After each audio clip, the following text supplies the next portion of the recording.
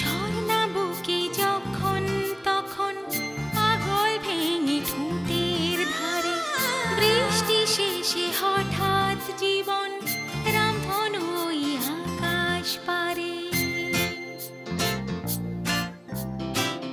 একটা নদী সেই যে মেয়ে খেয়াল খুশি দুই কিনারে শান্ত হাওয়ায় আবার কখন ঝড় বাদলে ঢেউ বাহারে সে তো অবচ্ছন্দ কে জানে যাবে কত দূর মেঘ ভাঙার দূর মেঘ ভাঙার দূর মেঘ ভাঙার দূর মেঘ ভাঙার দূর।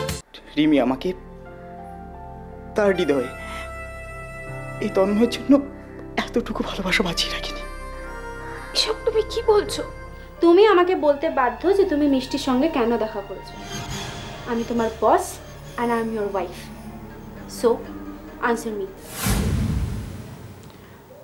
মিষ্টির জন্য কিছু টাকার ব্যবস্থা করেছি।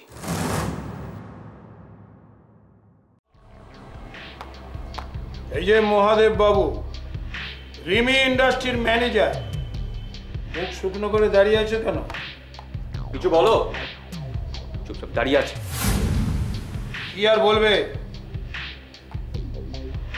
রিমি ইন্ডাস্ট্রির ক্ষতি করতে গিয়ে তন্ময়ের হাতে মার খেয়ে চাকরি খুইয়ে চলে এসছে। কি বল, কি করবে? No tension dad.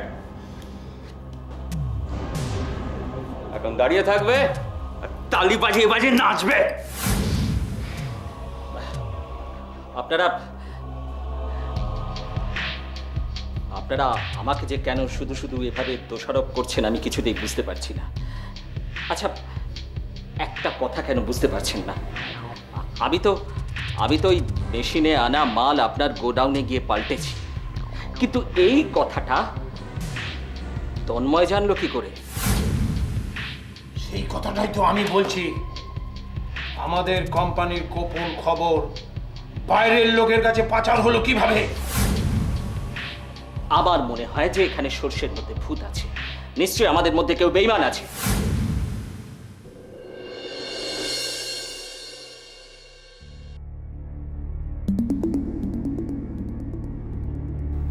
রিমি ইন্ডাস্ট্রির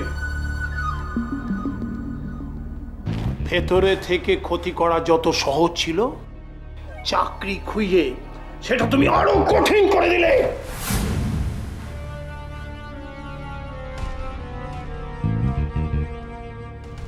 কিচ্ছু কঠিন হয়নি, কিচ্ছু না।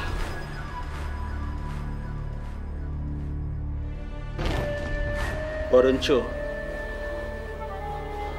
এখন কাজটা আরো অনেক সহজ হয়ে গেল।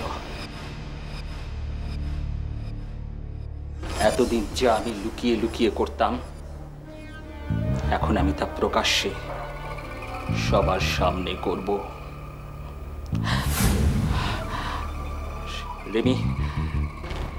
রিমি আমাকে শহর মেরেছে, কোম্পানির সবার সামনে আমাকে ছোট করেছে, আমাকে অপমান করে ওই কোম্পানি থেকে আমাকে তাড়িয়ে দিয়েছে। আমি ছেড়ে কথা বলবো না।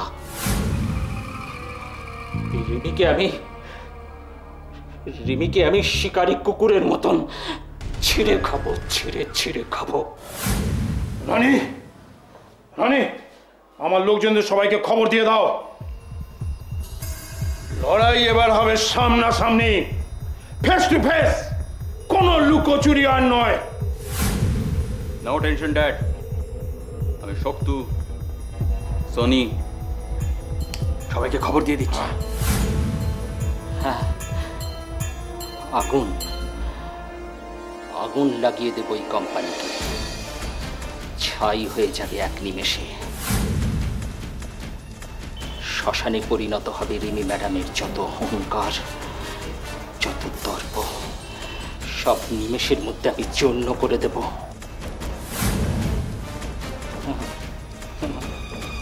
ওই আগুন লাগানো দেখে রিমি ভাববে তন্ময় লাগিয়েছে। তন্ময় ভাববে রিমি, আর আমরা শুধু বাইরে থেকে মজা লুটবো।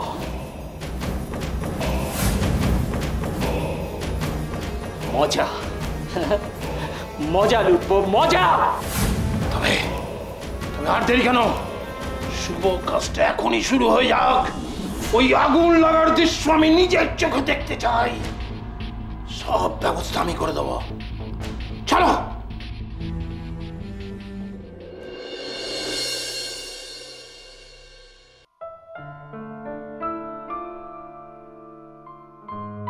রিমি, যা তো একটু চা করে আনতো বাবা। মাথাটা না আমার এত যন্ত্রণা করছে, চোখটা দেখাতে হবে, মনে হচ্ছে পাওয়ার আসছে রে বাবু।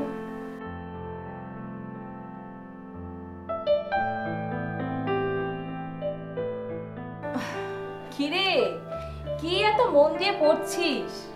যা না একটু চা করে আন না, একটু কড়া করে চাটা কর, বুঝলি? একটু পারলে একটু এলাচ দিয়ে দে। হ্যাঁ, এলাচটা না এই পাশে এইখানটা রাখা আছে বাবা। শোনা যায় একটু।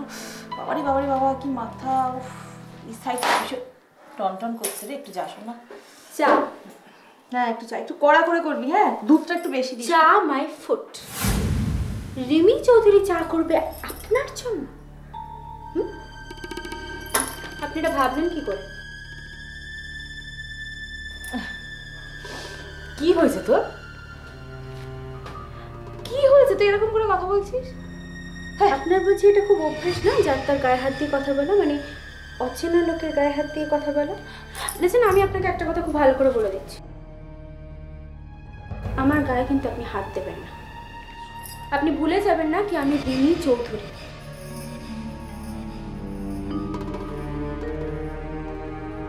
এই তো হাত দিলাম, কি করবি?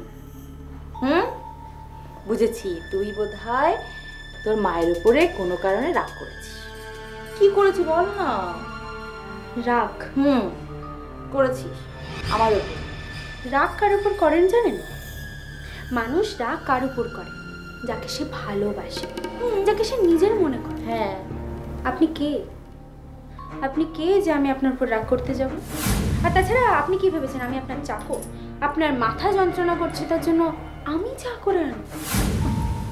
রিয়েলি স্ট্রেঞ্জ, আপনার কথাবার্তা শুনে না আমার হাসি পায়, লিটারালি হাসি পায়। এনিওয়ে, আপনি বরঞ্চ একটা কাজ করুন, আপনি আমার জন্য চা করে আনুন।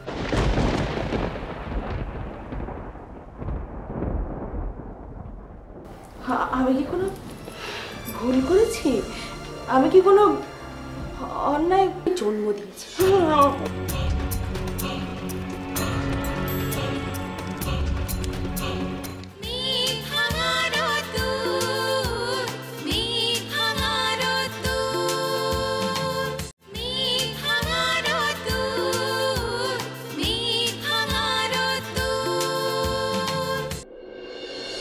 আচ্ছা মাধবী দেবী, আপনি কি এখনো বুঝতে পারছেন না, নাকি বুঝতে চাইছেন না যে আমি আপনার জন্ম দিয়েছি?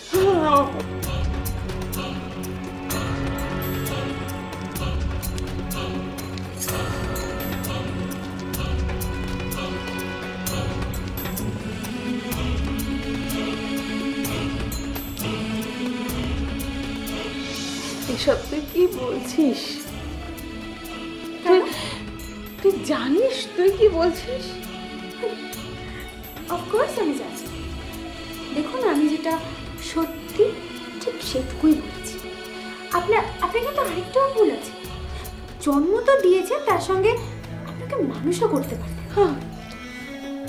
ওর মধ্যে কোনো মনুষ্যত্ব বোধই জানি না যে নিজের বসকে কি করে রেসপেক্ট। জানি না ম্যাডাম, আপনি ওকে কিচ্ছু শেখাতে পারেন, কিচ্ছু না। You know what, you are basically a failure, বুঝেছেন? ও আপনি তো আবার ইংলিশও বোঝেন না, তাই না? সরি, আমি বলতে চাইলাম যে বেসিক্যালি আপনি হেরে গেছেন। আপনি রিমি চৌধুরীর কাছে হেরে গেছেন, আর হেরে গেছে তন্ময় রায়। আমি কিন্তু তন্ময়কে ওয়ার্ন করেছিলাম আমার কাছ থেকে সাবধান। বাট দেখুন, ও এতটাই বোকা যে আমার সঙ্গে চ্যালেঞ্জ করেছে, ওকে তো ভুগতেই হবে। আর I am very sorry to say, তন্ময়কে একা আমি ভুগতে দেবো না, তার সঙ্গে আপনাকেও ভুগতে হবে। তাই সামান্য কিছু নাটক আমাকে করতে হয়েছে, ইউনো, আপনার মন জেতার জন্য। তাছাড়া ওই যে ওই শাখা চুড়ি অ্যান্ড অল দ্যাট, তারপরে ওই যে অষ্টমঙ্গলাতে একা একা গেলাম, আই হোপ এখন আপনি সব কিছুই বুঝতে পারছেন। কি ম্যাডাম, বুঝতে পারছেন তো? নাকি ওগুলো আমি আপনার কাছে ক্লিয়ার করে বলে দেবো? সরি, তুমি তুমি জানো, তুমি তুমি যার সম্পর্কে বলছো সে তোমার স্বামী। স্বামী? স্বামী? একটা কথা কান খুলে শুনে রাখো, তন্ময়কে আমি কোনোদিনও স্বামী মানিনি আর মানবো না।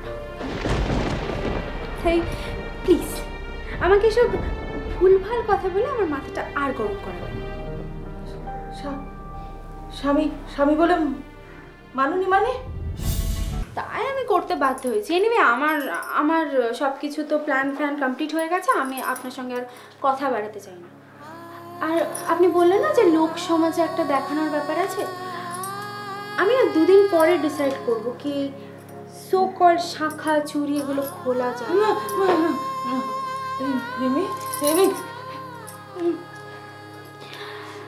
সিঁদুরটা জানি না কি করব, বাট এগুলো ব্যাপার আমাকে একটু ভেবে দেখতে হবে।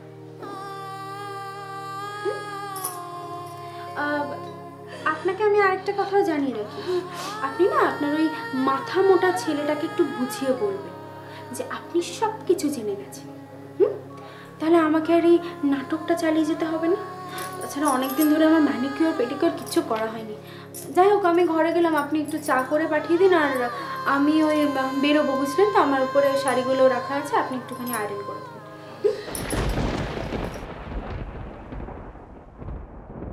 নন্দিনীর সাথে তুমি দেখা করতে গিয়েছিলে, কথা হলো, আর আমার মনে হয় নন্দিনী বোধহয় রাজি হয়েছে। না হয়ে কি উপায় আছে? টাকার অঙ্কটা শুনলে কোন মেয়ে রাজি না হয়ে থাকতে পারে?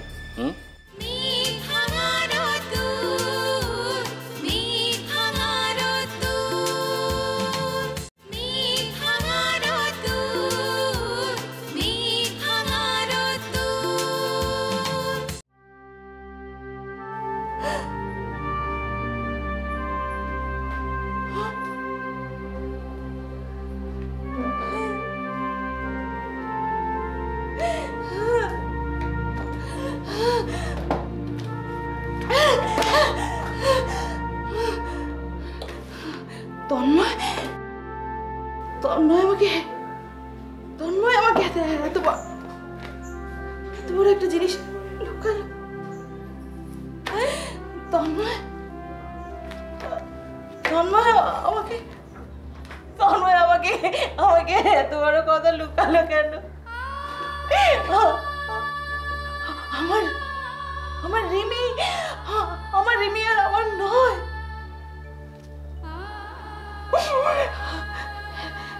লালি চলে গেল, রিমি চলে গেল। ঠিক আছে রিমি চৌধুরী, ঠিক আছে।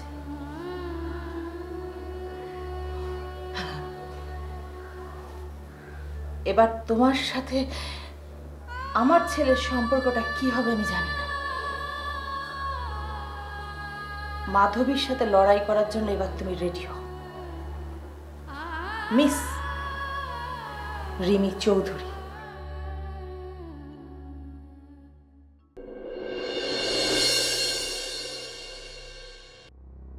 আশ্চর্য ব্যাপার তো, কোথাও কেউ নেই, ঘর ফাঁকা।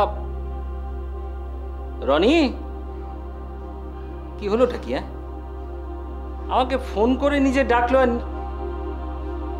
আরে রনি, রনি, এই তো বলো।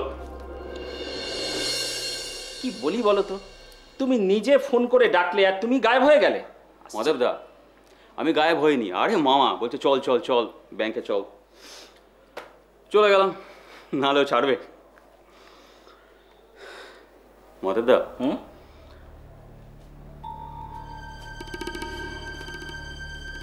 আমি একটা অন্য রিজনে তোমাকে ডেকেছি। অন্য রিজন? আচ্ছা,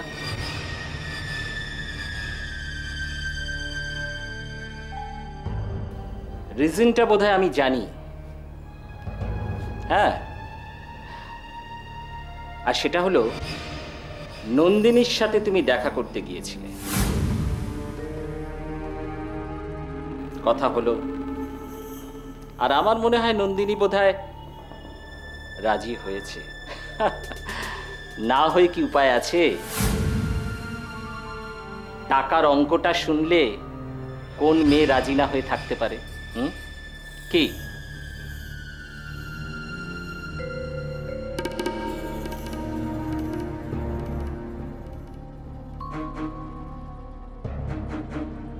কি ব্যাপার রনি, কি হলো? রাজি হয়েছে? না মাধবদা, রাজি হয়নি। মেয়েটার মালিক যেরকম অহংকারী, কর্মচারীও তাই। অনেক করে বোঝালাম, টাকার জোরে কোনো লাভ হলো না। ফেল। এই ভয়টাই, এই ভয়টাই আমি পাচ্ছিলাম রনি। হ্যাঁ, আমার মন বলছিল যে ওই নন্দিনীকে দলে টানা কিন্তু আমাদের খুব মুশকিল হবে। তোমার কথায় আমি ওকে অফিসে ডাকলাম। ভাবলাম মামাকে, ড্যাডকে একটা সারপ্রাইজ দেবো। অ্যাটলিস্ট ড্যাড ভাববে যে রনি কাবিল হয়েছে, রনি ভালো কিছু করেছে। হলো না। আমি মাধবদা, আমি আবার ফেল করে গেলাম। লুজার।